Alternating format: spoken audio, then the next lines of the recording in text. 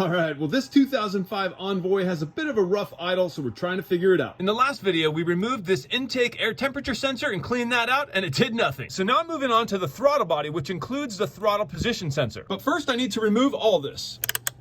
And with everything removed, let's look inside the throttle body. There is a lot of stuff I'm seeing right outside that throttle plate. All right, looks like we got some work to do. I'm gonna grab a brush and some carb cleaner and start scrubbing. I'm gonna spray it on the brush first. Then I'll go in and start brushing it out. Look at all that stuff that's coming out of there. Okay, let's get in there and see what kind of a job I did.